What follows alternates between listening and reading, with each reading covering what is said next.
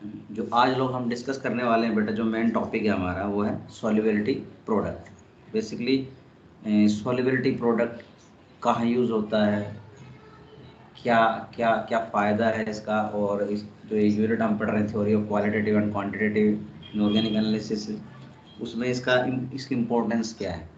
ठीक है, generally solubility product तो बेटा हर जगह यूज़ होता है जहाँ भी आपका प्रेसिपिटेट बनते हैं। केमिस्ट्री के अंदर जहाँ भी हम कहीं पढ़ते हैं, जहाँ कहीं प्रेसिपिटेशन की बात आती है, इट में सोल्युबिलिटी प्रोडक्ट की बात आती है। तो बेसिकली हम सबसे पहले डिस्कस करने की कोशिश करते हैं, समझने की कोशिश करते हैं कि बेसिकली सोल्युबिलिटी प्रोडक्ट होता क्या है। जनरली आप लोगों ने पढ़े होंगे कुछ सब्सटेंस ऐसे होते हैं, एग्जाम्पल उनसे लेना शुरू करते हैं। कुछ सब्सटेंस ऐसे होंगे जो आप लोगों ने पढ़े होंगे जो जनरली इनसॉल्युबल होते हैं वाटर के अंदर, या पार्शली सॉल्युबल होते हैं, जो ऑलमोस्ट इनसॉल्युबल होते हैं। बेसिकली होता क्या है उनके अंदर, उनको बोलते हैं हम स्पैगली सॉल्युबल सॉल्ट्स। बेसिकली जो बहुत बहुत जिनकी बहुत कम अमाउंट के अंदर जो जनरली वाटर के अंदर सॉल्युबल होते हैं। बेसिकली क्या करते हैं, जब आप रूम टेम्परेचर पे देखते हो सॉल्ट को या इलेक्ट्रोलाइट जिसकी भी हम बात कर रहे हैं, तो उसकी सॉल्युबिलिटी लगभग ऑलमोस्ट ना के बराबर होती है। और ऐसे सब्सटेंस के लिए जनरली हम वर्ड टर्म यूज करते हैं स्पेरिंगली सॉल्युबल। ठीक है बेटा, फॉर एग्जांपल आपके पास सिल्वर क्लोराइड जैसे आप करते हो, lead sulphate, barium sulphate, copper sulphide, iron phosphate, just like that कुछ इस तरह के सॉल्ट्स होते हैं जो जनरली स्पेरिंगली सॉल्युबल सॉल्ट की कैटेगरी में आते हैं। आप थोड़ा सा अमाउंट का सॉल्ट लीजिए और वाटर के साथ उसको डिज़ोल्व करने की कोशिश कीजिए, तो हम क्या देखते हैं कि बहुत कम amount, less amount of the part of it salt water के साथ कंबाइन होता है या डिज़ोल्व होता है, और वो आयनाइज और give saturated solution of the salt. Basically क्या होता है, उसका छोटा सा अमाउंट पार्ट क्या होता है, वो जनरली उसमें डिज़ोल्व होता है और बाकी का सारा अनडिज़ोल्व रह जाता है। जो उसके अंदर डिजोल्व होता है उसका मतलब क्या है, जो सॉल्ट आपको मिला है बेसिकली वो आयंस में डिसोशिएट हो गया। जैसे मान लीजिए आपने AgCl सॉल्ट लिया है, ठीक है बेटा, और वाटर के अंदर आप इनको क्या करोगे, डिजोल्व करने की कोशिश करोगे, तो एक सिल्वर क्लोराइड का बहुत कम अमाउंट होगा जो जनरली वाटर में सोल्यूबल होगा। वाटर में सोल्यूबल होगा इट मीन्स जिसके अंदर Ag प्लस और Cl नेगेटिव आयन में डिसोशिएट हो जाएगा बेसिकली, और बाकी जो बचा हुआ है वो सारा का सारा अनडिजोल्ड अमाउंट में पड़ा रहेगा। बेसिकली हम इस तरह से समझ सकते हैं कि कोई भी सॉल्ट है, जनरली ये मान लीजिए ये भी जस्ट सॉल्ट है, वो वाटर के साथ एक इक्विलिब्रियम बना लेगा बेसिकली एक्वा सॉल्यूशन के अंदर, जस्ट लाइक दैट, और वो आयन के फॉर्म में इस तरह से डिसोशिएट होगा, बट वो बहुत कम अमाउंट में होगा। बेसिकली हम जो ये बात कर रहे हैं ना बेटा, वो स्पेरिंगली सॉल्युबल सॉल्ट के लिए कर रहे हैं। ओके, मान लीजिए ये रिएक्शन हमारे पास आ गई, ये कंडीशंस हमारे पास आ गई कि इस कंडीशन में क्या कहते हैं कि जनरली टू इक्विलिब्रियम एग्जिस्ट करते हैं, जिसमें जो आपका ये स्पेरिंगली सॉल्युबल सॉल्ट है, ये अपने जो एक्वा सॉल्यूशन के अंदर जो अनडिजोल्व्ड पड़ा हुआ है उसके साथ इक्विलिब्रियम में है, और इसके साथ ही जो थोड़ा सा अमाउंट का जो आपका जो सॉल्ट है जो डिजोल्व हुआ है उनके साथ ही इक्विलिब्रियम में बेसिकली एग्जिस्ट कर रहा है। ओके, तो एक काम करते हैं, हम इस पर्टिकुलर रिएक्शन इक्विलिब्रियम रिएक्शन के लिए क्या करने की कोशिश करते हैं, इक्विलिब्रियम कांस्टेंट निकालने की कोशिश करते हैं। ये आप लोगों ने पढ़ा भी हुआ है। ओके बेटा, क्या है इसका equilibrium constant, it is the concentration of the A plus multiplied by the concentration of B negative and divided by the concentration of the AB salt. Okay, ये ठीक है, ये फॉर्मूला आपने पढ़ा हुआ है या नहीं पढ़ा हुआ है?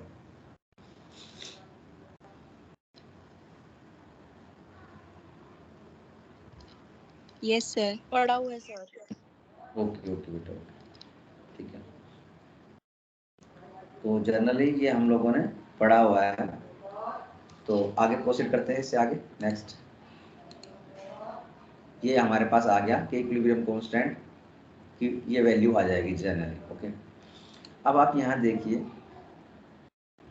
मैं इस क्रॉस मल्टीप्लिकेशन का यूज करके के साथ इसको मल्टीप्लिकेशन में लिख सकता हूँ, एज यूजुअल सिंपल कैलकुलेशन है, कोई इशू नहीं होना चाहिए। क्रॉस मल्टीप्लिकेशन यूज करके it is the concentration of AB multiplied by के इक्विलिब्रियम कांस्टेंट। ओके, अब आप देखिए इस पर्टिकुलर रिएक्शंस के अंदर, ओके, हम क्या देखते हैं कि जो अनडिजोल्व्ड या फिर अनआयोनाइज्ड जो हमारे पास सॉल्ट सॉल्यूशन में पड़ा हुआ है AB, ओके, जो कांटेक्ट में है किसके साथ, आयोनाइज्ड पार्ट के, जो इक्विलिब्रियम सेटअप कर रहा है। तो हम क्या देखते हैं, the concentration of unionised molecule must remain constant. जो कंसंट्रेशन है अनआयोनाइज्ड की वो क्या है, कांस्टेंट है। तो जनरली अगर ये ऑलरेडी ये कांस्टेंट है और ये भी टर्म कांस्टेंट है, तो ओवरऑल हम कह सकते हैं कि ये ओवरऑल इन दोनों का प्रोडक्ट भी एक कांस्टेंट होगा। और एक नई टर्म इस तरह से हम इसको मेंशन कर सकते हैं, और उसको मल्टीप्लाई, उसको हमने नाम दे दिया KSP, सबस्क्रिप्ट में SP लिख दिया। SP मतलब सॉल्युबिलिटी प्रोडक्ट, और you can say this KSP is called your solubility product. Okay, solubility product एक तरह से क्या हो गया, आप इस रिएक्शन से हमें क्या नजर आ रहा है कि solubility product is equal to the product of the concentration of the ion. Okay, product of the concentration of the ion in the solution. Okay, जो हमें नजर आ रहा है। तो basically in a saturated solution of a sparingly soluble salt or electrolyte, the product of the ionic concentration is constant at a given constant temperature. अब हमें यहाँ थोड़ा सा क्या ध्यान रखना है, इस पॉइंट पे हमें ध्यान रखना है जो लास्ट में मैंने लिखी हुई है कि किसी भी सैचुरेटेड सॉल्यूशन के अंदर जो आपका स्पेरिंगली सॉल्युबल सॉल्ट है, जो उसका प्रोडक्ट है आयनिक कंसंट्रेशन का, वो क्या है, कांस्टेंट है एट ए गिवन कांस्टेंट टेम्परेचर। ये लाइन याद रखने वाली है हमारी, यानी कि पर्टिकुलर ये वैल्यू जो होगी सॉल्युबिलिटी प्रोडक्ट, ये कांस्टेंट होगी, इन दोनों के प्रोडक्ट की कांस्टेंट होगी। बट उसके लिए कंडीशन क्या है कि आपके पास टेम्परेचर भी कांस्टेंट होना चाहिए। कैन टेम्परेचर वेरी नहीं करना चाहिए। अगर टेम्परेचर वेरी करेगा तो सॉल्युबिलिटी प्रोडक्ट की वैल्यू भी वेरी कर जाएगी बेसिकली। ओके बेटा, और सैचुरेटेड सॉल्यूशन आपको पता है जिसके अंदर मैक्सिमम अमाउंट, जिसके हम सैचुरेटेड सॉल्यूशन जो वर्ड बात करते हैं, इट मींस हम मान के चलते हैं कि सैचुरेटेड सॉल्यूशन के अंदर जो मैक्सिमम अमाउंट है किसी भी इलेक्ट्रोलाइट या सॉल्ट का, जिसके अंदर की वो एग्जिस्ट करता है। ओके, एक इसी ये चीज हमने थ्योरेटिकल सॉल्युबिलिटी प्रोडक्ट पढ़ा है। अब इसको एक जर्नलाइजेशन फॉर्म में लेके चलते हैं, क्योंकि जरूरी नहीं ना हमारे पास सिर्फ AB के टर्म में आए, हमारे पास कुछ और फॉर्म में आ सकता है। जैसे कैल्शियम क्लोराइड है, कैल्शियम फॉस्फेट है, लेड सल्फेट, बेरियम क्लोर, मतलब इस तरह के कोई भी सॉल्ट के फॉर्म में आएगा तो हम उस तरह की इक्वेशन को कैसे लिख सकते हैं इसी को। जैसे मान लीजिए AXBY के फॉर्म में हमारे पास कोई सब्सटेंस आ गया। ओके बेटा, तो जनरली सॉलिड है तो ऑब्वियस सी बात है कि उसके साथ इक्विलिब्रियम में एग्जिस्ट करेगा। अनडिजोल्व्ड जो साल्ट होगा, बेसिकली ये अनडिजोल्व्ड साल्ट है जो एक्वा सॉल्यूशन में है। ओके, और ये बेसिकली वो आयंस हैं जो जनरली डिसोशिएट हो गए या आयोनाइज हो गए हैं वाटर के अंदर एक स्मॉल अमाउंट के अंदर। तो बेसिकली इक्विलिब्रियम कांस्टेंट हम निकाल सकते हैं सेम वही यूज करके, या सॉल्युबिलिटी प्रोडक्ट ही निकाल लेते हैं डायरेक्ट, इसका हम निकालेंगे तो। Okay, it is the product of the concentration of the ion. जैसे कि अब ये हमारे पास एक आयन ये है AY पॉजिटिव, क्योंकि X नंबर ऑफ मोल्स है ये, तो definitely raise to the power concentration of X। और दूसरा हमारे पास क्या आयन है, BX नेगेटिव। ओके, ये आयन है हमारे पास, और Y इसके नंबर मोल है, कंसंट्रेशन ऑफ Y। ये आपको समझ में तो आ गया ना, ये X कैसे आया और ये Y क्या आया। क्योंकि देखिए बेटा, ये A है, ये X नंबर ऑफ मोल्स हैं, और A और B आपस में कंबाइन है, तो बेसिकली इसकी जो कंसेंट पावर है प्लस Y और इसकी प्लस माइनस X। ये कैटायनिक पार्ट है, ये एनायनिक पार्ट है, इस वजह से लिखा है। ठीक है,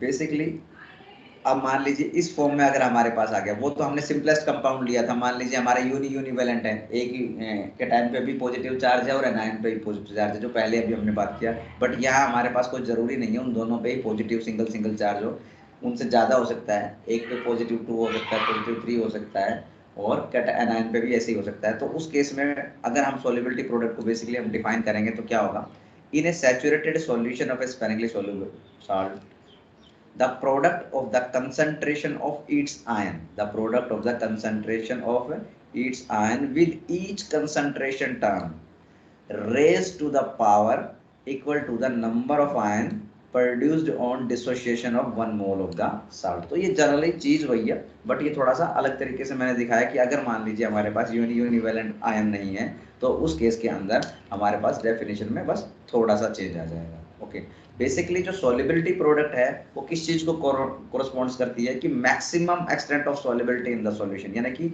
उस सॉल्यूशन में जिसमें हम बात कर रहे हैं उसमें मैक्सिमम अमाउंट की सॉल्युबिलिटी होनी चाहिए, यानी मैक्सिमम अमाउंट के अंदर वो सॉल्ट डिजोल्व हो चुका होगा। बेसिकली उस चीज के बारे में हम बात करते हैं कर रहे हैं। ओके बेटा,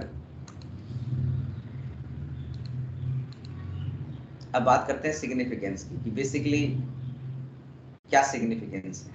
ठीक है, ये चीज आपको समझ में आ गई कि सॉल्युबिलिटी प्रोडक्ट है क्या। Basically it is the product of the concentration of the ions, है ना। The value of the solubility product explains the saturated, super saturated and unsaturated state of the solution। यानी कि इसकी वैल्यू से हमें थोड़ा आइडिया लग सकता है कि जिस सॉल्यूशन की हम बात कर रहे हैं वो सैचुरेटेड है, सुपर सैचुरेटेड है या अनसैचुरेटेड। अगर मान लीजिए आपके पास किसी सॉल्ट के अंदर आयनिक प्रोडक्ट की value, when ionic product is less than the solubility product. Okay, solubility product को अगेन याद रखना, कंफ्यूज मत होना यहाँ आयनिक प्रोडक्ट के साथ। ये आयनिक प्रोडक्ट की जो बात कर रहा है ये उनमें उनकी कंसंट्रेशन कर रहा है, बट सॉल्युबिलिटी का हमें पता है कि solubility product is equal to the concentration product of the concentration of ions in the solution at a particular temperature और मैक्सिमम अमाउंट के अंदर है ये। ठीक है, आयनिक प्रोडक्ट के अंदर हो सकता है मैक्सिमम अमाउंट ना हो, मतलब सॉल्युबिलिटी का कम सॉल्युबल हो सकता है, सॉल्युबिलिटी हो सकती है ज्यादा सॉल्युबिलिटी हो सकती है, बट सॉल्युबिलिटी प्रोडक्ट के अंदर हम मान के चलते हैं कि जो पर्टिकुलर सॉल्ट हमने इसमें डिसॉल्व किया है उसकी सॉल्युबिलिटी मैक्सिमम है। ये बेसिकली हम मान के चलते हैं बेटा। तो जनरली सॉल्युबिलिटी प्रोडक्ट की वैल्यू याद रखना एक फिक्स होगी एक पर्टिकुलर टेम्परेचर पे, उससे कम या ज्यादा नहीं होगी। हर सॉल्ट के लिए एक पर्टिकुलर टेम्परेचर होगा और उस टेम्परेचर पे एक सॉल्युबिलिटी प्रोडक्ट की वैल्यू होगी, दूसरा को टेम्परेचर होगा उस पर सॉल्युबिलिटी प्रोडक्ट की वैल्यू चेंज हो जाएगी। तो बेसिकली हम क्या देखते हैं यहाँ, हम यहाँ देख रहे हैं अगर आपके पास मान लीजिए किसी सॉल्यूशन के अंदर दो आयंस हैं और उनकी उस टाइम उसके अंदर अगर हम कंसंट्रेशन निकालें, मतलब उन दोनों आयंस की प्रोडक्ट निकालें, आयनिक प्रोडक्ट निकालें, बेसिकली अगर उसकी वैल्यू सॉल्युबिलिटी प्रोडक्ट से कम आ जाती है, सॉल्युबिलिटी प्रोडक्ट की वैल्यू फिक्स है, अगेन मैं बोल रहा हूँ मैक्सिमम सॉल्युबिलिटी को रिप्रेजेंट कर रहा है solubility, then the solution produced is unsaturated solution and no precipitation is the formed। it means क्या है, अगर आपने मान लीजिए AgCl है किसी सॉल्यूशन के अंदर, AgCl आपको बनाना है, सिल्वर आयन पड़ा हुआ है और क्लोराइड आयन पड़ा हुआ है। ओके, तो उन दोनों की कंसंट्रेशन को हम मल्टीप्लाई करेंगे। ओके, सिल्वर आयन की कंसंट्रेशन को और क्लोराइड आयन की कंसंट्रेशन को। अगर उन दोनों के प्रोडक्ट की वैल्यू हमारी जो सॉल्युबिलिटी प्रोडक्ट की वैल्यू से कम आती है मान लीजिए, इट मींस क्या है, इट मींस वो सॉल्यूशन के अंदर पड़े हुए हैं आयंस और वो आपस में कंबाइन करके AgCl नहीं बनाएंगे, यानी कि प्रेसिपिटेट नहीं बनाएंगे। एक चीज अभी और थोड़ा सा कंफर्म हो जाएगा, मैं आगे क्लियर करता हूँ और पॉइंट्स को लेके। अगर मान लीजिए वो सिल्वर आयन और क्लोराइड आयन जिसकी अभी हम बात कर रहे थे, मान लो हम दोनों उनकी कंसंट्रेशन के को मल्टीप्लाई करें दोनों के, और अगर वो वैल्यू मान लीजिए सॉल्युबिलिटी प्रोडक्ट की वैल्यू से ज्यादा आ जाती है, लेट इट बी, मान लीजिए सॉल्युबिलिटी प्रोडक्ट की वैल्यू से ज्यादा आ जाती है, इट मींस क्या हुआ, इट मींस उनके आयंस की कंसंट्रेशन ज्यादा हो गई है, सॉल्युबिलिटी से एक्सीड कर गई है। उस केस में क्या होगे, वो आयंस आपस में कंबाइन करेंगे और प्रेसिपिटेट बना देंगे। ओके बेटा, वो आयंस आपस में कंबाइन करेंगे और वो क्या बनाएंगे, प्रेसिपिटेट बनाएंगे। ये क्या हो जाएगा, सुपर सैचुरेटेड सॉल्यूशन हो जाएगा, क्योंकि सैचुरेटेड सॉल्यूशन में ठीक है वो डिसॉल्व होते हैं बेसिकली, बट अगर उससे कंसंट्रेशन उसकी पास हो जाती है उसके बाद वो आपस में कंबाइन करते हैं आयन और वो क्या करते हैं, प्रोडक्ट फॉर्म करते हैं और you can say precipitation take place करेगा। ये चीज आपको समझ में आई, ये जो मैंने अभी जो मैंने आपको बताई बेटा। अगर किसी को कोई कंफ्यूजन है तो मुझे बताइए बेटा, क्योंकि ये मेन पॉइंट है, ये यूं लगा लो आप, जितने बेसिक रेडिकल हम डिस्कस करने वाले हैं ये उसका थीम है, इसके इर्द गिर्द घूमती है सारी की सारी चीज। अगर किसी को कोई कंफ्यूजन है तो आप पूछ सकते हैं बेटा मुझसे।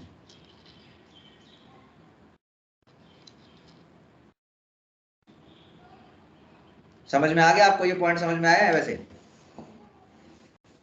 Yes sir. Okay, sir last वाले पर दोबारा बता दो। ओके, जैसे मान लीजिए बेटा हमारे पास कोई सॉल्यूशन पड़ा हुआ है, ठीक है, उस सॉल्यूशन में हमने दो रिएजेंट मिलाए हैं, लेट इट बी, जैसे मान लीजिए हमने एक सॉल्यूशन लिया है जिसमें कोई क्लोराइड पड़ा है, KCl है, NaCl है, वटएवर जो भी पड़ा हुआ है, ठीक है बेटा, और हमने उसमें क्या कर दिया, हमने डाल दिया AgNO3। आप साथ में ना आपने एक नोटबुक भी रख लिया कीजिए, ताकि अगर आप मैं कुछ आपको बोल रहा हूँ तो आप उसको लिख के देख सकते हैं, क्योंकि कई बार ऐसा होता है मैं तो बोल रहा हूँ और आपके माइंड में नहीं होगा, तो कंफ्यूजन ना हो जाए, ठीक है। तो जैसे ही आपने KCl डाला सॉल्यूशन के अंदर, वो K पॉजिटिव आयन और Cl नेगेटिव आयन बनाया, और ऐसे ही मैंने AgNO3 डाला तो Ag प्लस नाइट्रेट आयन दे दिया। अभी सॉल्यूशन के अंदर पड़े हुए हैं, बेसिकली इस रिएक्शन में हम लोगों को AgCl बनाना है, मान लीजिए। ओके बेटा, तो AgCl के प्रोडक्ट बनने के लिए, प्रेसिपिटेशन होने के लिए कंडीशन क्या होनी चाहिए कि जो AgCl है यानी कि सिल्वर आयन है और क्लोराइड आयन की कंसंट्रेशन को अगर हम मल्टीप्लाई करें, उनकी आयन के जो है उनकी कंसंट्रेशन को अगर हम तो वो वैल्यू हमारी सोलिबिलिटी प्रोडक्ट जो KCl AgCl का जो सोलिबिलिटी प्रोडक्ट है उसकी वैल्यू से ज्यादा आना चाहिए। अगर उससे ज्यादा आएगा इसमें इट सर मींस उनकी आयन की कंसंट्रेशन। जी बेटा। सर स्नेहा जो है वो बोलो बेटा गेस्ट रिया। की, सर स्नेहा ने गेस्ट की तरह ऐड हुई थी वो, और वो एग्जिट हो गया, तो एक बार उसको ऐड कर दो दोबारा से। मिनट मैं देखता हूँ, 1 मिनट 10 मिनट। ओके, मुझे लैपटॉप से ही उसको ऐड करना पड़ेगा, मैं उसको करता हूँ, wait a minute. Okay, now she is I think admitted. Okay,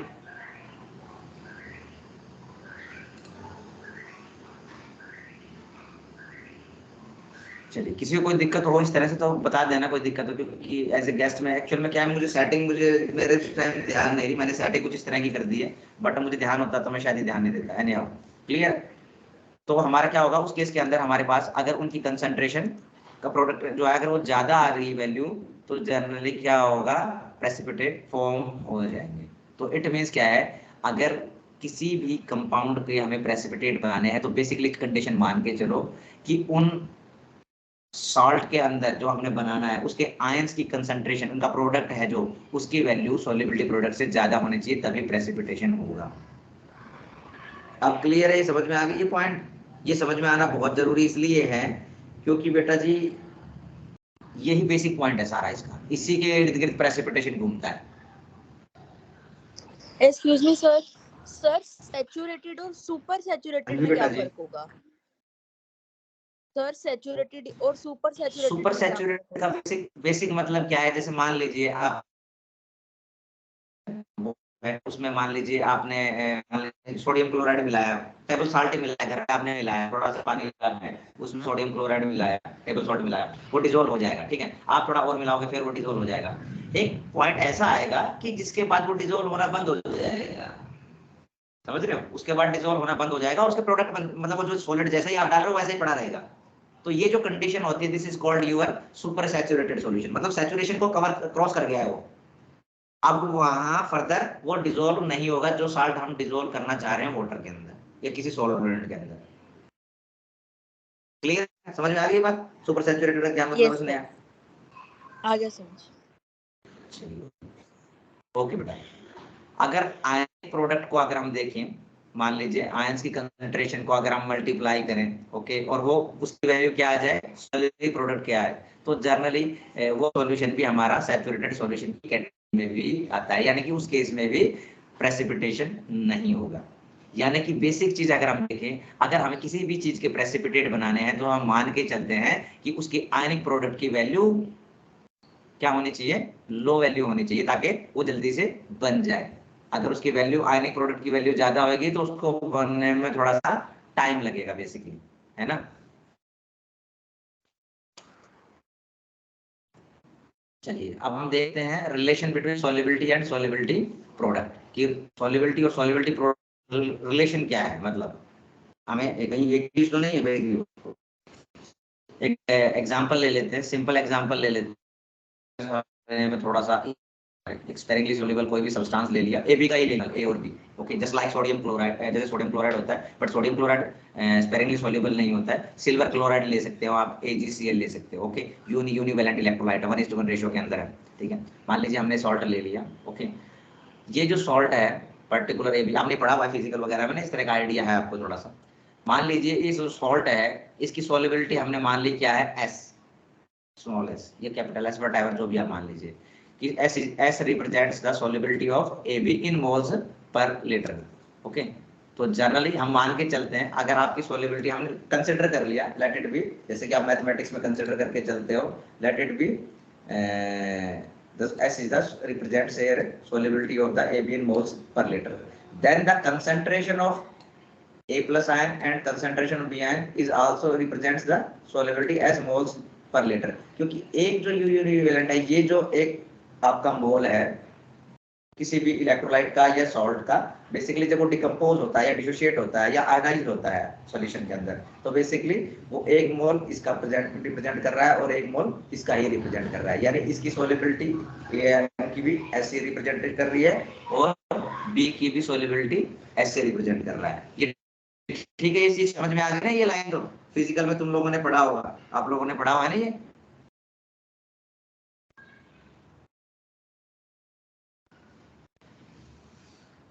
चलिए थोड़ा आगे चलते हैं, ठीक है। और मान लीजिए कि एसपी से हमने रिप्रेजेंट किया सॉल्युबिलिटी प्रोडक्ट को, एबी के सॉल्युबिलिटी प्रोडक्ट को। Okay clear? तो सॉल्युबिलिटी प्रोडक्ट हमें बताया फॉर्मूला क्या होगा। ये जो ब्रैकेट में लिखा हुआ है ये एक तरह से सॉल्युबिलिटी प्रोडक्ट के साथ लिख दिया कि एबी का सॉल्युबिलिटी प्रोडक्ट है, ये मल्टीप्लिकेशन नहीं है, इसको नहीं भी लिखोगे तो भी कोई इश्यू नहीं है। तो K solubility is equal to, it is the product of the concentration of A plus multiplied concentration of B negative basically, ठीक है बेटा। और ये हमें पता है ये इसकी कंसंट्रेशन किसके बराबर है, एस मोल्स पर लीटर, और इसकी कंसंट्रेशन किसके बराबर है, अगेन एस के बराबर, यानी K solubility product is equal to S square. Okay बेटा, और you can say this implies solubility is equal to S is equal to under root K solubility moles per litre. ये हमारे पास एक तरह से फॉर्मूला आ गया या रिलेशनशिप आ गया सॉल्युबिलिटी एंड सॉलिड प्रोडक्ट में, इन केस ऑफ अगर आपके पास जो स्पेरिकली सॉल्युबल साल्ट है वो 1:1 रेशियो में है। ये चीज समझ में आ गई बेटा आप लोगों को कि रिलेशनशिप निकाल लेंगे, कोई दिक्कत तो नहीं है इसके अंदर ना, कैलकुलेट कर लोगे इजीली।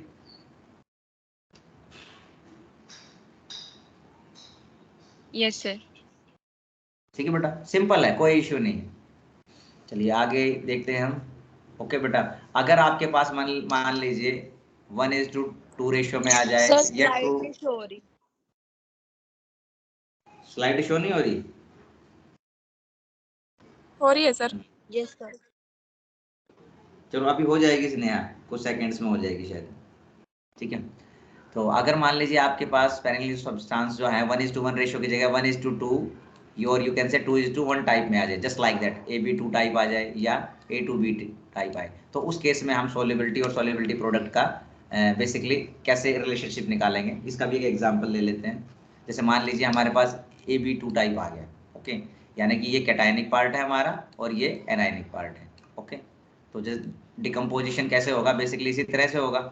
इसका आयनाइजेशन जो होगा, सॉरी डिकम्पोज वर्ड यूज ना करें हम, आयनाइजेशन करें। आयनाइज जो होगा A प्लस और twice of B negative basically. Okay, solubility product निकाल सकते हैं। अब मान लीजिए हमारे इस मॉलिक्यूल की सॉल्युबिलिटी S से रिप्रेजेंट कर रहा है, okay, in moles per litre.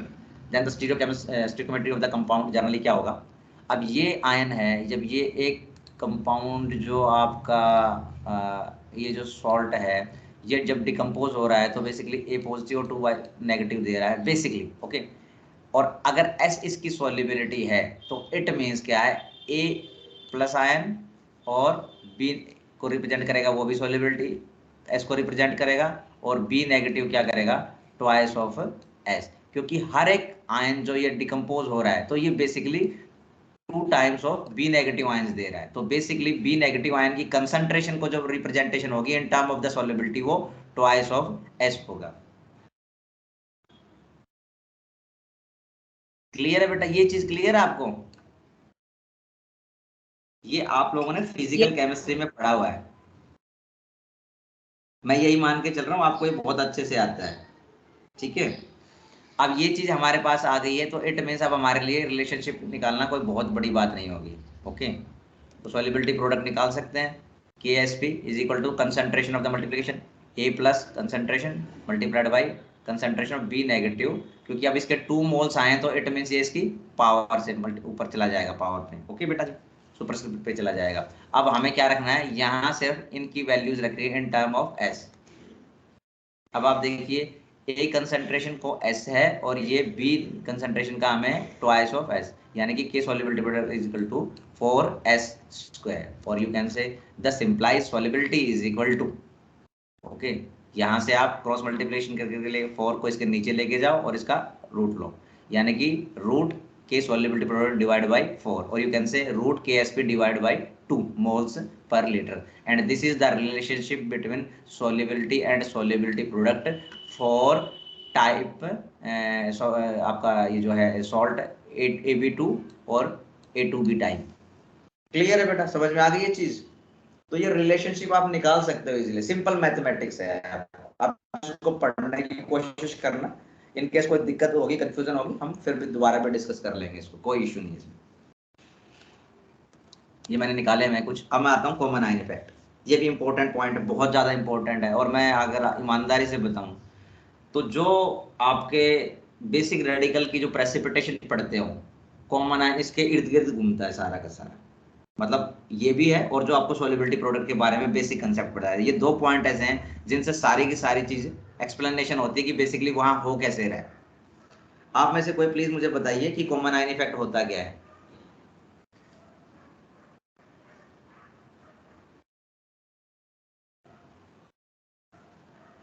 Please don't hesitate, interact कीजिए, अपने आप अपना माइक अनम्यूट कीजिए और जवाब दीजिए, जैसा भी आता है आपको। Don't don't hesitate.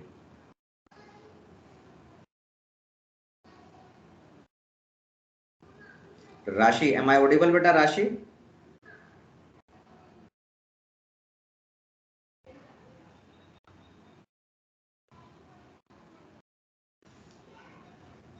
Isha, am I audible बेटा? Isha, yes sir.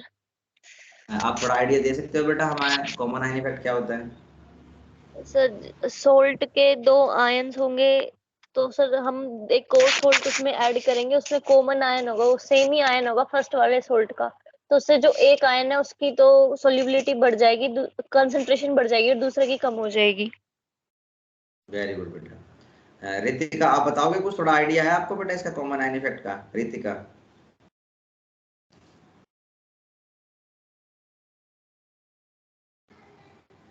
रितिका तक हमारी आवाज नहीं पहुंच पा रही है शायद। स्नेहा, आप बताओगे बेटा? Sneha, yes sir. Sir degree of dissociation की वैल्यू कम हो जाती है किसी भी वीक एसिड या वीक बेस की, अगर हम वही सेम उसका स्ट्रॉन्ग इलेक्ट्रोलाइट उसके अंदर ऐड कर दें जिसमें जो आयन हो वो कॉमन हो। वेरी गुड बेटा, बहुत बढ़िया। चलिए इसको डिस्कस करते हैं। बेसिकली कॉमन आयन इफेक्ट का मतलब क्या है? बेसिकली कॉमन आयन इफेक्ट वहां डिस्कस करते हैं, जैसे मान लीजिए आपके पास कोई है, वीक इलेक्ट्रोलाइट है, ओके, और हम चाहते हैं कि ये वीक इलेक्ट्रोलाइट है। वीक इलेक्ट्रोलाइट क्या होता है? डिसोसिएशन होता है उसका वीक कम होता है। बेसिकली स्ट्रॉन्ग इलेक्ट्रोलाइट का तो कंप्लीटली डिसोसिएशन हो जाता है, बट वीक इलेक्ट्रोलाइट का डिसोसिएशन कम होता है। उसका डिसोसिएशन कम होता है, फिर भी हम चाहें कि ये और भी ज्यादा डिसोसिएशन कम हो, उस केस में हम क्या करते हैं बेटा? एक और स्ट्रॉन्ग इलेक्ट्रोलाइट डाल देते हैं सॉल्यूशन में जहां वीक इलेक्ट्रोलाइट पड़ा हुआ है, और वो स्ट्रॉन्ग इलेक्ट्रोलाइट डालते हैं जिसके पास ऑलरेडी वो आयन होगा जो ऑलरेडी वीक इलेक्ट्रोलाइट के पास एक आयन हो, यानी कि दोनों में एक आयन सेम होना चाहिए। बेसिक पर्पस उसका क्या होता है? ताकि जो वीक इलेक्ट्रोलाइट है जिसका डिसोसिएशन ऑलरेडी कम था, उसके डिसोसिएशन को और ज्यादा कम करने के लिए। ठीक है, अभी हम स्टडी करते हैं इसको, रिएक्शन से और सब आएगा। Okay, basically it is the degree of dissociation और ionisation of electrolyte is suppressed by, okay, suppressed by the addition of another strong electrolyte containing common ion is called your common ion effect. Basically अब मैं लेता हूँ आपको example से। मान लीजिए मैं AB, ओके बेटा जी, उसको वाटर, और बेसिकली वो आयन है हमें किस फॉर्म में चला गया? प्लस बी नेगेटिव, ये इलेक्ट्रोलाइट डिसोसिएट हो गया। याद रखना ये जो AB इलेक्ट्रोलाइट में लेके चल रहा हूँ, ये वीक इलेक्ट्रोलाइट लेके चल रहा हूँ, ओके।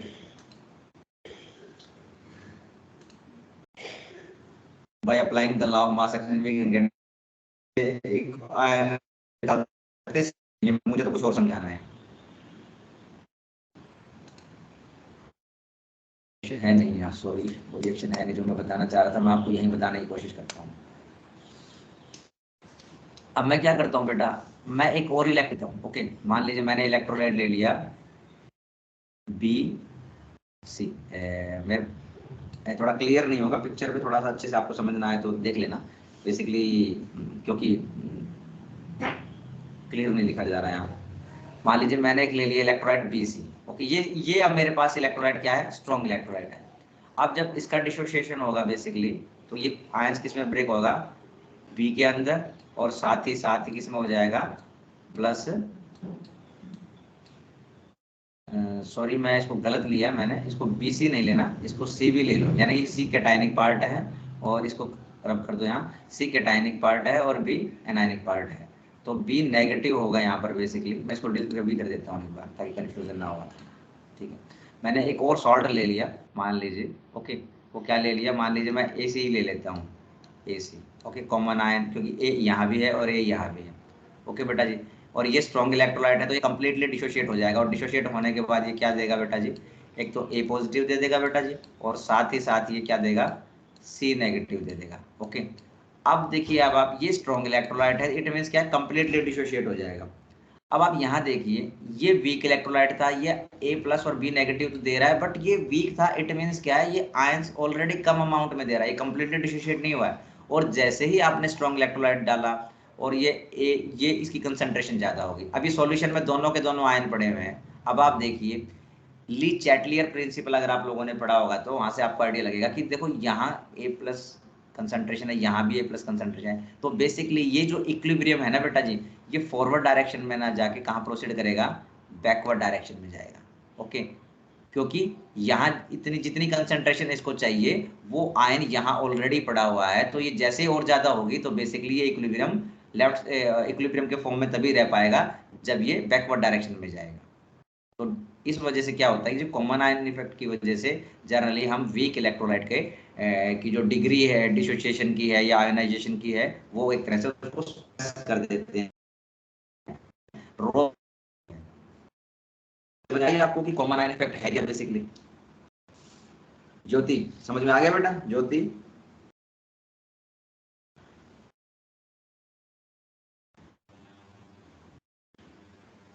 आई थिंक हमारी आवाज लगता है कई बार पहुंच नहीं पाती स्टूडेंट्स तक।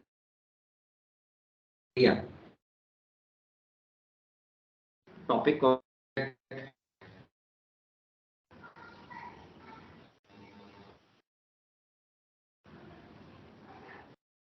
किसी तक नहीं पहुंच रही आप में से?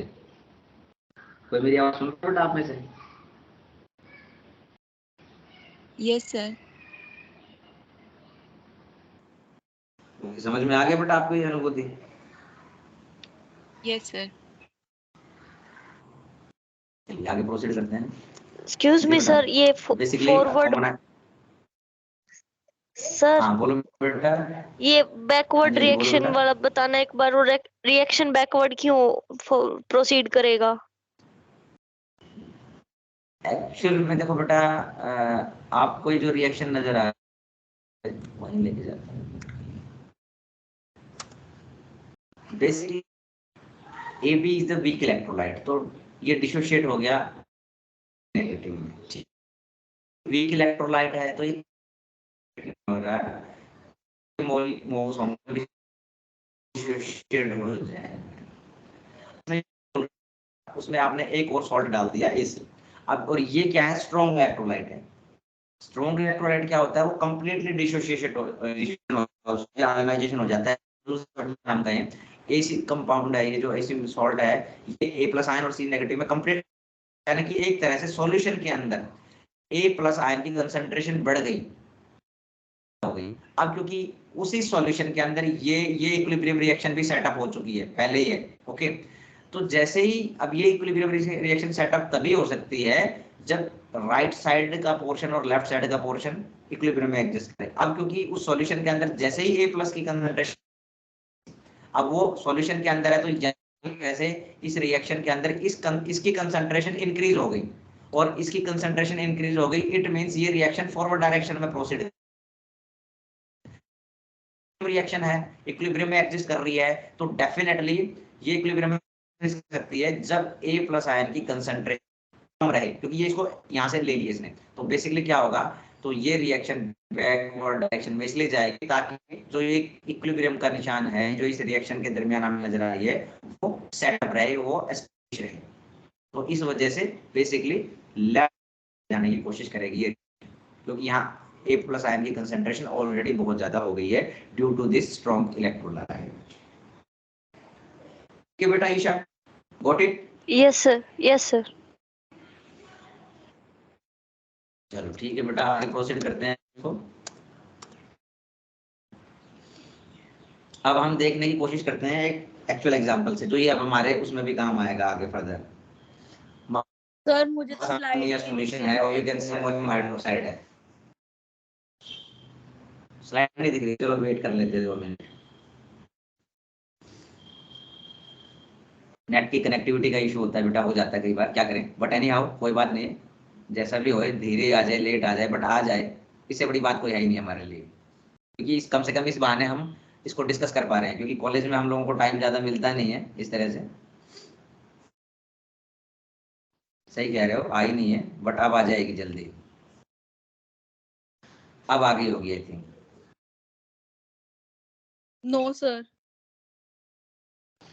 नहीं आई है? No sir. Common ion effect नहीं लिखा हुआ ऊपर? Degree of ionisation of ammonium solution a weak base is expressed by the addition of ammonium chloride. Sir slide share ही नहीं हो रखी। नहीं ये तो नहीं हो सकता। अनुभूति, आपको स्लाइड दिख रही है बेटा? Yes sir. वो स्नेहा बेटा, मैं थोड़ा सा इंटरप्ट करूंगा आपको। एक्चुअल में आप कह रहे हो स्लाइड नहीं दिख रही है, वो ठीक बात है। एक्चुअल में मैं लैपटॉप में आपको समझा रहा हूँ, उसके पैरेलल मेरे मोबाइल के अंदर भी चल रहा होता है, और मोबाइल में मैं हर बार नहीं बट बीच बीच में देखता रहता हूँ कि क्या जो मेरे लैपटॉप में चल रहा है क्या मेरे मोबाइल में भी आ रहा है, वो स्क्रीन शो हो रही है, तो मुझे आइडिया लगता रहता है आ रहा है या नहीं आ रहा है। इस टाइम कॉमन आयन इफेक्ट वाली वो स्क्रीन आ रही है। हाँ, आप जहाँ बैठे हो मैं भी थोड़ा सा कनेक्टिविटी इशू हो सकता है, क्योंकि हर जगह ये सारी जगह है बेटा, तो हो जाता है। अभी आपके पास आ गई है कि नहीं स्क्रीन? हाँ, नो सर। चलो आप मेरी आवाज को पकड़ते हुए कोशिश करना, मैं एक एक चीज मतलब एकदम नहीं समझाऊंगा स्क्रीन से, वैसे भी आप मेरे को मेरी आवाज को सुनना, आवाज से आपको समझ में आ जाएगा। Okay sir. Common ion effect का एक एग्जांपल देखने की कोशिश करते हैं बेटा। हमारे पास अमोनियम हाइड्रोक्साइड है, अमोनियम हाइड्रोक्साइड का आपका फॉर्मूला पता है NH4OH। ओके स्नेहा बेटा नोटबुक ले लो साथ में, और अगर ना दिखे ना उस टाइम लिख लेना, ताकि वो तुम्हें जल्दी भी समझ में आ जाएगा। ये अमोनियम हाइड्रोक्साइड क्या है बेटा? बेसिकली वीक इलेक्ट्रोलाइट है। तो बेसिकली आप इक्विलिब्रियम का निशान लगाइए इसके सामने, ओके, और एक रिएक्शन लिखने की कोशिश कीजिए। NH4OH4 डिकम्पोज होगा या आयनाइज होगा NH4+ में और OH नेगेटिव आयन के अंदर बेसिकली। ओके जैसे आपको स्क्रीन पे जिन जिन को दिख रहा है उनको नजर आ रहा होगा। ओके ठीक है, अब ये है हमारा वीक इलेक्ट्रोलाइट, और वीक इलेक्ट्रोलाइट है इसलिए इसके बीच में हम इक्विलिब्रियम का निशान बेसिकली लगाते भी हैं। तो ये हमारे पास रिएक्शन नंबर 1 है। अब हमने क्या किया बेटा, हमने अमोनियम क्लोराइड डाल दिया इसी सेम सॉल्यूशन के अंदर। ओके, और ammonium chloride is a strong electrolyte, और वो हमारे पास क्या देगा ammonium chloride? NH4 positive plus Cl negative. अब आप देखिए दोनों के अंदर ही कॉमन आयन क्या है? NH4 positive. अब जैसे ही आपने स्ट्रॉन्ग इलेक्ट्रोलाइट डाला अमोनियम क्लोराइड, तो बेसिकली कॉमन आयन इफेक्ट की वजह से जो अमोनियम हाइड्रोक्साइड है उसको ये उसके डिसोसिएशन को ये स्प्रेस कर देता है, रोक देता है बेसिकली। ओके बेटा, तो जनरली क्या होता है, तो इस केस के अंदर जो हाइड्रोक्सिल आयन की कंसंट्रेशन है वो कम मिलती है, जो मिलनी चाहिए थी एक्चुअल में। अगर ये सिर्फ अमोनियम हाइड्रोक्साइड होता तो उससे कम मिलेगी, क्योंकि हमने एक स्ट्रॉन्ग इलेक्ट्रोलाइट डाल दिया है जिसने कि इसकी डिग्री ऑफ डिसोसिएशन को स्प्रेस कर दिया है। और ये दूसरे शब्दों में कहें, जैसे मैंने आपको पहले भी कहा था, अगर हम लीड चैटलियर प्रिंसिपल के अकॉर्डिंग देखें तो बेसिकली जो इक्वेशन नंबर 1 है, इक्वेशन नंबर 1 कौन सी? जो अमोनियम हाइड्रोक्साइड के डिकम्पोजिशन की है या आयोनाइजेशन की है, तो वो क्या करेगी? वो बैकवर्ड डायरेक्शन में शिफ्ट होएगी। ओके, क्योंकि in favour of unionised ammonium hydroxide solution. Clear बेटा, समझ में आ गई ये चीज? Yes sir. स्नेहा अब आपको दिख रही है स्क्रीन बेटा जी? नो सर, बट मुझे समझ आ गया। वेरी गुड बेटा, हमें बस ऐसे ही समझना है। चलिए, application of common ion effect in qualitative analysis. अब ये सबसे बड़ी चीज है कि अब हम जो हमारे पास बेसिक रेडिकल को जो हम पढ़ने वाले हैं, बेसिक रेडिकल्स को जो पढ़ने वाले हैं उनमें क्या है, हर ग्रुप्स में डिस्ट्रीब्यूट होता है और हर ग्रुप के अंदर ना प्रेसिपिटेट बनते हैं। कोई एक प्रेसिपिटेटिंग रिएजेंट आप डालते हो और उसको डालने के बाद प्रेसिपिटेट्स बन जाते हैं, और वो जो प्रेसिपिटेट्स बनते हैं ना बेटा जी, बेसिकली उसका फंडा यही है जो हम पढ़ रहे हैं, एक तो सॉल्युबिलिटी प्रोडक्ट और second one is your common ion effect. अब आपको मैं बताता हूँ ग्रुप्स का डिस्ट्रीब्यूशन कैसे है, वो मैं डिटेल में जाऊंगा, बट एक थोड़ा सा मोटा मोटा इसलिए बता रहा हूँ क्योंकि मैं आपको किसी एक ग्रुप पे लेके जाने वाला हूँ अभी, और उस ग्रुप पे लेके जाने से पहले मैं आपको थोड़ा सा आइडिया दे दूंगा तो आपके लिए चीजें थोड़ी सी आसान हो जाएंगी। Basically group first, group second, group third, group fourth, group fifth, group sixth, 6 groups होते हैं बेसिकली हमारे पास। Basically 6 groups, group first, second, third, fourth, fifth and sixth. But 6th group में एक आयन होता है अमोनियम आयन बेसिक रेडिकल के अंदर। ओके बेटा, तो वहां तक पहुंचते पहुंचते ना उसके टेस्ट को उसको आइडेंटिफाई करना, कंफर्म करना बड़ा मुश्किल हो जाता है, क्योंकि उस केस के अंदर वहां कुछ सॉल्यूशन अमोनिकल वगैरह हो जाते हैं। तो हम जनरली क्या करते हैं, उस अमोनियम आयन को ना फर्स्ट ग्रुप से पहले ही निकालने की कोशिश करते हैं, यानी कि जो हमारे पास मिक्सचर मिला है या सॉल्ट मिला है उससे हमने पहले ही सबसे पहले निकाल देते हैं और उसको सेपरेटली एक नाम भी दे देते हैं, zero group. Basically zero group होता नहीं, बट उसको नाम दे दिया जीरो ग्रुप, और जीरो ग्रुप के अंदर हमने अमोनियम आयन को रख दिया और उसका सेपरेटली इंडिविजुअल टेस्ट कर लेते हैं। ओके बेटा, तो बेसिकली ये मैं इसलिए बता रहा हूँ क्योंकि आपको पता लगे ग्रुप तो बेसिकली 6 ही होते हैं, बट एक जीरो ग्रुप का नाम इसलिए दे दिया क्योंकि अमोनियम आयन को हम पहले ही कंफर्म करना चाहते हैं। तो ये जो डिफरेंट ग्रुप्स हैं, इन ग्रुप्स के अलग अलग ग्रुप रिएजेंट्स हैं, वो उनको मैं डिस्कस करूंगा अभी थोड़ी देर में, बट लेकिन मैं डायरेक्ट पहुंचना चाह रहा हूँ। तो एक ग्रुप है हमारे पास, ग्रुप नंबर सेकंड। बेसिकली इस ग्रुप नंबर सेकंड में कुछ हमारे पास बेसिक रेडिकल हैं, जैसे कि आपके पास लेड है, ठीक है बेटा, मरकरी है, कैडमियम है, copper, basically bismuth, tin, arsenic, antimony. Basically ये जितने मैंने नाम बताए ना, ये बेसिकली थर्ड ग्रुप के एलिमेंट्स हैं। ओके, बेसिक रेडिकल्स हैं। तो थर्ड ग्रुप में हम क्या करते हैं, हम थर्ड ग्रुप में ना हाइड्रोजन सल्फाइड गैस पास करते हैं जो फर्स्ट ग्रुप का फिल्ट्रेट है उसके अंदर। तो जैसे ही हाइड्रोजन सल्फाइड करते हैं, हाइड्रोजन सल्फाइड आयंस में कैसे टूट जाता है, H positive plus S2 negative, यानी हाइड्रोजन सल्फाइड डिकम्पोज होगा जो H पॉजिटिव देगा और साथ ही साथ सल्फाइड आयन देगा। और ये जितने भी बेसिक रेडिकल हैं जो सेकंड ग्रुप के मौजूद है, तो ये सल्फाइड आयन के साथ कंबाइन करके सल्फाइड से बना देते हैं। जैसे कॉपर है, कॉपर सल्फाइड बना देगा, कैडमियम है, कैडमियम सल्फाइड बना देगा, लेड है, लेड सल्फाइड बना देगा, बिस्मिथ है, बिस्मिथ सल्फाइड बना देगा, आर्सेनिक है, आर्सेनिक सल्फाइड बना देगा, टिन है, टिन सल्फाइड बना देगा। तो और वो जैसे ही वो सल्फाइड बनाएंगे तो वो प्रेसिपिटेट मिल जाएंगे हम लोगों को, प्रेसिपिटेशन हो जाएगा। ठीक है बेटा, बेसिकली तो यहाँ क्या होता है, जब सेकंड ग्रुप में आप हाइड्रोजन सल्फाइड गैस पास करते हो तो ये प्रेसिपिटेट बनते हैं, बट उससे पहले कंडीशन क्या होती है कि जब आप हाइड्रोजन सल्फाइड गैस पास कर रहे हो तो उससे पहले आपको उसमें डाइल्यूट HCl भी डालना होता है। जो डाइल्यूट डालिए, वैसे डाइल्यूट डला होता है क्योंकि जो ग्रुप फर्स्ट है उसका ग्रुप रिएजेंट डाइल्यूट HCl होता है। वो इसलिए डालते हैं क्योंकि HCl is a strong electrolyte, और स्ट्रॉन्ग इलेक्ट्रोलाइट है, इट मींस क्या करता है, वो H पॉजिटिव देगा और Cl नेगेटिव देगा, यानी कि कॉमन आयन हो गया। हाइड्रोजन सल्फाइड के साथ आप उसको कंपेयर करोगे तो बेसिकली, ओके बेटा, ठीक है। स्क्रीन पे आपको नजर आ रही है दो रिएक्शंस जिन जिनको दिख रही है, ये हाइड्रोजन सल्फाइड का डिकम्पोजिशन दिखा रखा है फर्स्ट रिएक्शन में और दूसरे में HCl का। तो अब आप देखिए, क्योंकि HCl में हाइड्रोजन आयन की कंसंट्रेशन कंप्लीटली डिसोशिएट हो जा रही है और हाइड्रोजन सल्फाइड के अंदर ये वीकली डिसोसिएशन हो रहा है। तो अब आप देखिए, इट मींस HCl की वजह से हाइड्रोजन सल्फाइड का डिकम्पोजिशन कम होता है या आयोनाइजेशन कम होता है, यानी कि जो सल्फाइड आयन की कंसंट्रेशन है, क्योंकि सल्फाइड्स हमें बनाने हैं सेकंड ग्रुप पे, तो सल्फाइड आयन की कंसंट्रेशन कम है हो जाती है बेसिकली। यहां तक ये पॉइंट क्लियर हो गया या नहीं, पहले ये बताओ।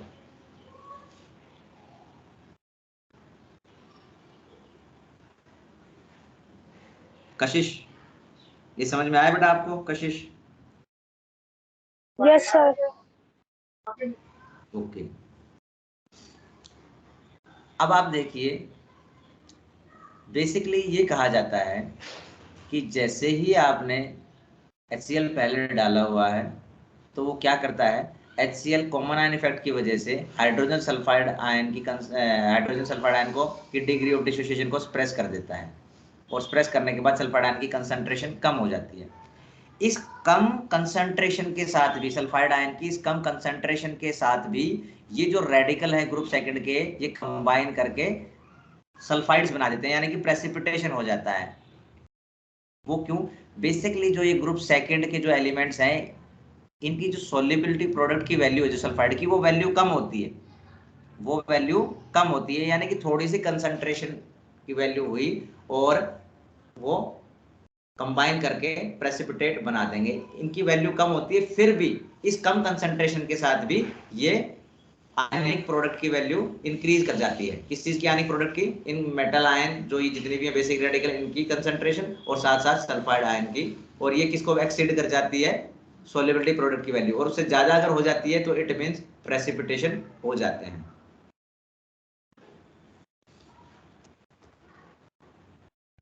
ये चीज एक भी बच्चे को अगर क्लियर नहीं है तो मुझे बताइए, ये जो चीज अभी मैंने बताई है। रितिका, स्नेहा, कशिश, रिया, ज्योति, ईशा, राशि, अनुभूति, रिया, बेटा जो भी आप मौजूद हो मीटिंग में, ये अगर किसी को भी कंफ्यूजन है तो आप मुझे बताइए, मैं क्लियर करूंगा, क्योंकि इस पे कई बार क्वेश्चन आते हैं। मैं आगे क्वेश्चन पूछूंगा इस पे और फिर आपसे क्लैरिफाई करूंगा कि ये चीज आपको क्लियर हुई या नहीं हुई है, इसलिए पूछ रहा हूं।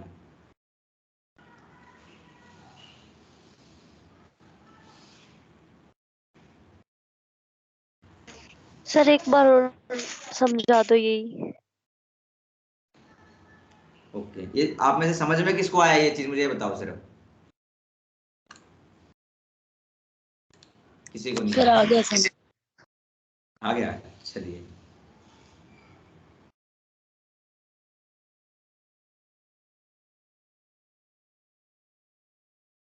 अब आप देखिए, जो हमारे जितने भी सेकंड ग्रुप के रेडिकल्स होंगे, ये मैंने शायद गलत टॉपिक उठा लिया, मुझे थोड़ा बाद में करना चाहिए था, ग्रुप फर्स्ट सेकंड थर्ड का डिस्ट्रीब्यूशन करने के बाद, बट मेरी मजबूरी थी बेटा, क्योंकि मैं कॉमन आयन इफेक्ट पढ़ा रहा हूँ, उसकी एप्लीकेशन मुझे पढ़ानी जरूरी थी, ठीक है, इसलिए मैंने ये टॉपिक यहाँ उठाया। हाइड्रोजन सल्फाइड गैस जैसे ही आपने पास की, ओके बेटा, तो वो डिसोशिएट होता है H पॉजिटिव और सल्फाइड आयन के अंदर, ओके। और क्योंकि ये जो ग्रुप सेकंड का ग्रुप रिजेंट एक तरह से हाइड्रोजन सल्फाइड ही है, यानी ग्रुप रिजेंट का मतलब वो होता है, यानी कि जिस ग्रुप में आप जा रहे हो आप वहां रिजेंट डालिए और रिजेंट डालने के बाद प्रेसिपिटेट बन जाते हैं, उसको बोलते हैं ग्रुप रिजेंट बेसिकली, ओके। तो ग्रुप सेकंड का ग्रुप रिजेंट हाइड्रोजन सल्फाइड है इन प्रेजेंस ऑफ डाइल्यूट HCl। अब HCl आपने डाला तो वो स्ट्रॉन्ग इलेक्ट्रोलाइट होने की वजह से जो हाइड्रोजन सल्फाइड के डिग्री ऑफ आयनाइजेशन को रोक देता है या कम कर देता है बेसिकली, ओके बेटा, उसको कम कर रहा है। इट मींस जो ये सल्फाइड आयन की कंसंट्रेशन हमें मिलने वाली, ये वाली जो सल्फाइड आयन की कंसंट्रेशन है, ये कम हो जाती है। इस कम कंसंट्रेशन के साथ भी हमारे जो ये लेड, कॉपर, कैडमियम, आर्सेनिक जितने भी एलिमेंट हैं वो सारे के सारे कंबाइन करके इनके साथ प्रेसिपिटेट कर देते हैं, यानी कि उन पर्टिकुलर, मान लो लेड मेटल ही ले लो एक मिनट के लिए, लेड सल्फाइड जो बन गया, लेड सल्फाइड आयन की वैल्यू जो आई, कंसंट्रेशन की जो वैल्यू आई प्रोडक्ट की, वो सॉल्युबिलिटी के प्रोडक्ट की वैल्यू को इंक्रीज एक्सीड कर दिया, यानी उससे ज्यादा हो गई है, उसी वजह से प्रेसिपिटेशन हो गया, ठीक है। ये क्लियर है, ये लाइन क्लियर हो गई आप सभी को, या किसी को कोई दिक्कत है?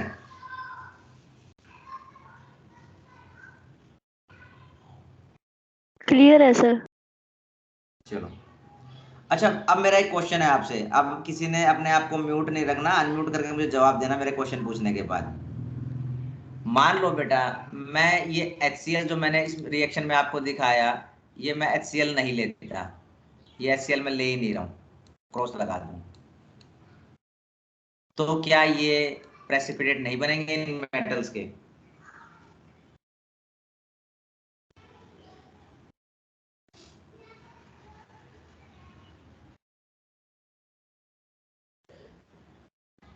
भावना, एम आई ऑडिबल बेटा? भावना,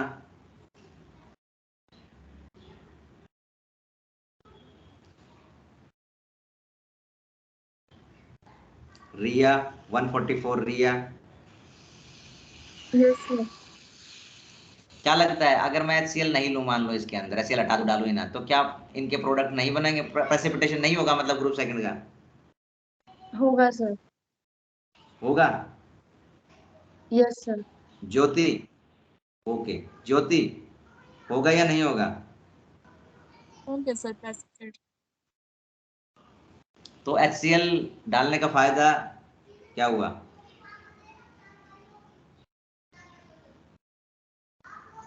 सर प्रेसिपिटेट नहीं होंगे। नहीं होंगे? क्यों बेटा जी?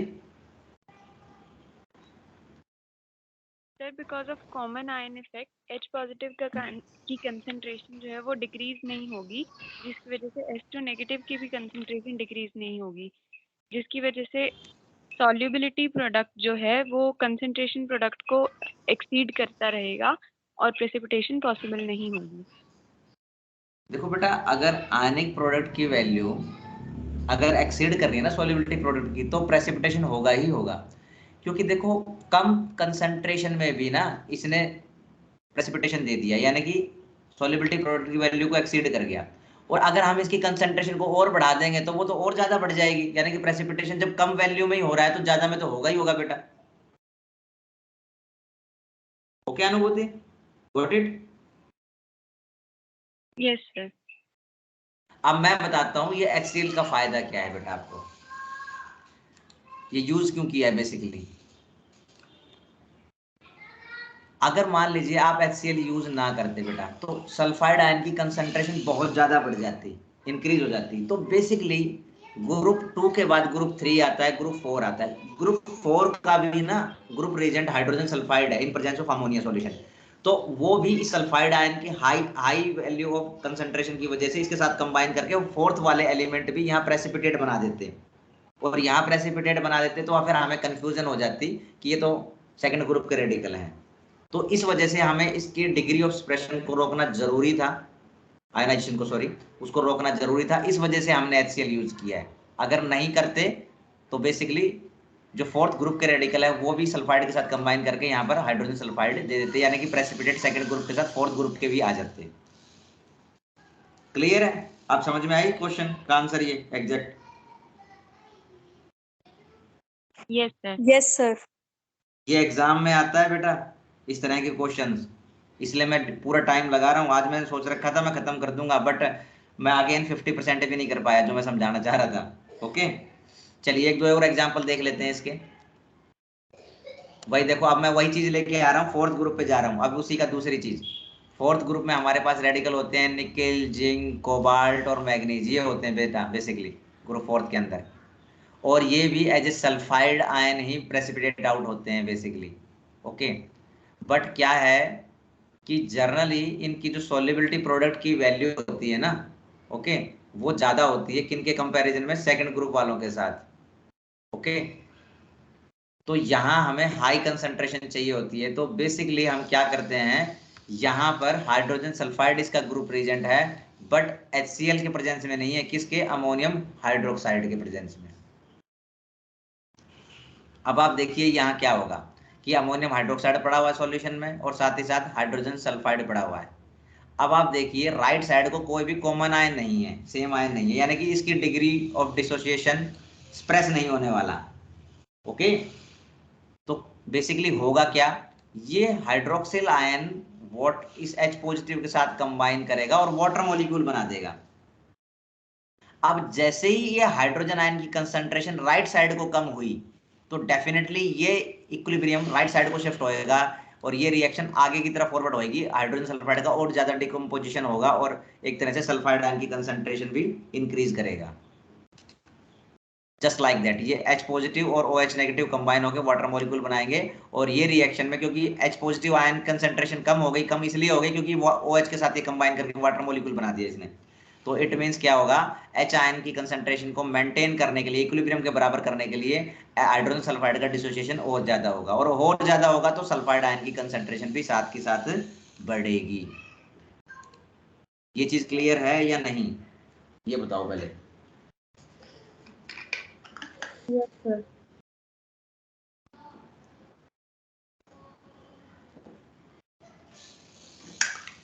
ठीक है बेटा, यही जो चीजें हैं बेसिकली हम लोगों को देखनी है। और क्योंकि देखो फोर्थ ग्रुप के अंदर भी था तो हमें यहाँ सल्फाइड आयन की कंसंट्रेशन ज्यादा चाहिए थी, इसलिए हमने कोई स्ट्रॉन्ग इलेक्ट्रोलाइट नहीं डाला जो कॉमन आयन की वजह से जो उसको स्प्रेस कर दे। हमने दूसरा इलेक्ट्रोलाइट यूज कर लिया, भले ही ये भी वीक इलेक्ट्रोलाइट है बट बेसिकली ये डिफरेंट आयंस के साथ है, तो ये इसके साथ कंबाइन होकर वाटर मॉलिक्यूल बनाएगा और सल्फाइड आयन की कंसंट्रेशन को इंक्रीज करेगा। तो इस तरह के क्वेश्चंस एग्जाम में आते हैं।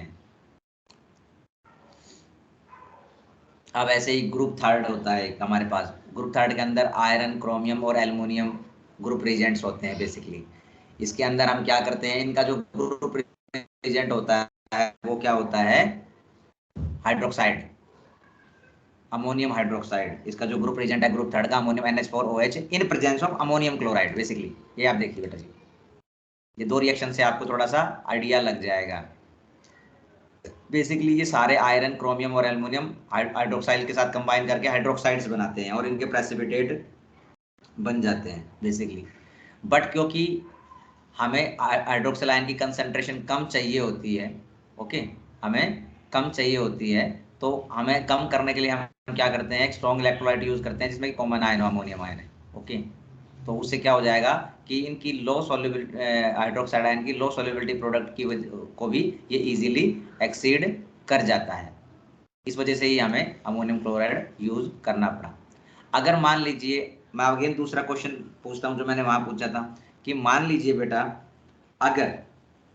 अगर आप क्या करते, अगर आप ये मान लीजिए अमोनियम क्लोराइड यूज ना करें, मान लीजिए एक मिनट के लिए, कि अगर आपने कहा कि भाई अमोनियम क्लोराइड सर हम यूज ही ना करें एक मिनट के लिए, तो उस केस में हमारे पास क्या होगा, उस केस में क्या होगा, तो बेटा हाइड्रोक्सिल आयन की कंसंट्रेशन ज्यादा हो जाएगी और जो हमारे बाद के ग्रुप हैं, ग्रुप फोर्थ, फिफ्थ और मैग्नीशियम वगैरह जो हैं आगे, तो वो भी हाइड्रोक्सिल आयन के साथ कंबाइन करके यहाँ प्रेसिपिटेट दे देंगे। इस वजह से हमें यहाँ अमोनियम क्लोराइड यूज करना पड़ा।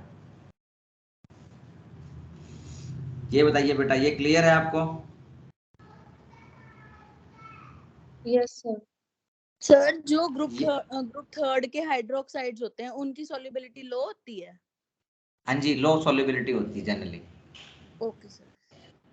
और वो इस कम हाइड्रोक्साइड आयन की कंसंट्रेशन की वजह के, इतनी कम के बावजूद भी वो उस सॉल्युबिलिटी प्रोडक्ट की वैल्यू को एक्सीड कर जाते हैं, यानी कि सॉल्युबिलिटी प्रोडक्ट से वैल्यू वो ज्यादा हो जाती है उनके आयनिक प्रोडक्ट की वैल्यू, और वो प्रेसिपिटेशन हो जाता है। ऐसे ही फिफ्थ ग्रुप के अंदर होता है बेटा, ग्रुप रिएजेंट होता है ammonium carbonate, okay, in presence of ammonium chloride basically. Group fourth के अंदर हमारे पास ये रेडिकल होते हैं barium, calcium and strontium, okay बेटा जी। और ये एज ए कार्बोनेट बनते हैं, ये प्रेसिपिटेशन जो होता है ना इनका, इन पांचों आयन का एज ए कार्बोनेट बनते हैं ये सारे के सारे। और क्या करते हैं हम, इनकी भी लो सॉल्युबिलिटी प्रोडक्ट होती है, बट उसकी डिग्री ऑफ डिसोसिएशन को भी हमें अगेन एक्सप्रेस करना होता है, तो उसके लिए हम क्या करते हैं, अमोनियम क्लोराइड डाल देते हैं बेटा इसमें, ओके। अमोनियम क्लोराइड डाल देते हैं तो उससे क्या हो जाएगा, ये आराम से कार्बोनेट बना देते हैं। अब वही अगेन क्वेश्चन आता है, एक मिनट के मान लीजिए अगर अमोनियम क्लोराइड में ना डालूं तो अगेन कार्बोनेट की कंसंट्रेशन इंक्रीज हो जाएगी बेटा जी, ओके। और अगर आयन कंसंट्रेशन इंक्रीज हो जाएगी तो ग्रुप सिक्स के जो एलिमेंट्स हैं वो इस कार्बोनेट के साथ कंबाइन करके, ग्रुप सिक्स के अंदर बेसिकली मैग्नीशियम, सोडियम, पोटाशियम ये एलिमेंट होते हैं बेसिक रेडिकल, तो वो कंबाइन करके यहाँ पर प्रेसिपिटेट आउट कर सकते हैं बेसिकली, ओके, क्लियर। अब आपको I think common ion effect के बारे में बहुत अच्छे से पता लग गया होगा। किसी को कोई कंफ्यूजन है तो बताइए आप।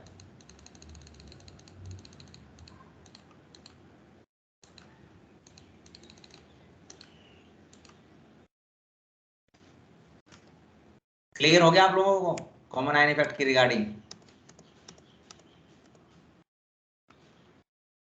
Yes sir. चलिए यस सर। स्क्रीन के हाँ जी, स्क्रीन पे देखिए एक मिनट के लिए। मैंने सारे ग्रुप्स, ये जो पर्टिकुलर जो आज आपको स्लाइड दिख रही है, ये मैंने स्पेशल आपके लिए डिजाइन किया आज, ये पहले इसका पार्ट नहीं थी, आज मैं ये डिजाइन इसलिए की ताकि आपको एक पेज पे सारा सब कुछ मिल जाए रिजेंट्स के बारे में। देखो मैंने डिस्ट्रीब्यूशन कर दिया है। बेसिकली ये 6 ग्रुप के अंदर डालते हैं, बट क्योंकि यहाँ इसको जब हम करते हैं कन्फर्मेटरी करना मुश्किल होता है क्योंकि अमोनिकल सॉल्यूशंस वगैरह हो जाते हैं, तो हम इनको पहले ही कर लेते हैं। तो आप देखिए बेसिकली आपको 6 ग्रुप है मोटे तौर पे। ग्रुप 0 में अमोनियम आयन कर सकते हो, group 1, group 2, group 3, group 4, group 5 and group 6। हर एक का मैंने ग्रुप रिएजेंट मेंशन किया हुआ है इसमें। फर्स्ट ग्रुप का ग्रुप रिएजेंट है डाइल्यूट HCl। ग्रुप सेकंड का ग्रुप रिएजेंट है hydrogen sulphide in presence of dilute HCl। Group third का ammonium hydroxide in presence of ammonium chloride. Group fourth का है hydrogen sulphide in presence of ammonium hydroxide and group fifth का है ammonium carbonate in presence of ammonium chloride. और ये basically इनके elements हैं जो इनमें मौजूद होते हैं। ठीक है बेटा, इनके बेसिक रेडिकल हैं। और बेसिकली ये रेडिकल किस फॉर्म में मिलते हैं? ग्रुप फर्स्ट के ये रेडिकल एज ए क्लोराइड, क्योंकि HCl डालोगे तो ये क्लोराइड आयन के साथ कंबाइन करके क्लोराइड्स बनाएंगे। सेकंड ग्रुप वाले सल्फाइड्स बनाएंगे, थर्ड वाले हाइड्रोक्साइड बनाएंगे, फोर्थ वाले सल्फाइड और फिफ्थ वाले कार्बोनेट। ये टेबल आप थोड़ा सा याद कर लोगे तो चीजें आपके लिए आसान हो जाएंगी, आपको समझ में आ जाएगा। कॉमन आयन इफेक्ट पे क्वेश्चंस आते हैं, वो आपने देख भी लिए होंगे। ये टेबल का स्क्रीनशॉट ले लो, ठीक है, स्क्रीनशॉट ले लो, और ये तुम्हें याद होनी चाहिए। बुक में भी मिल जाएगा शायद, ये कहीं एक साथ लिखी हुई है, बट ये इसलिए बनाइए थोड़ा सा ताकि आपको आइडिया लग जाए ग्रुप रिएजेंट्स जनरली क्या होते हैं।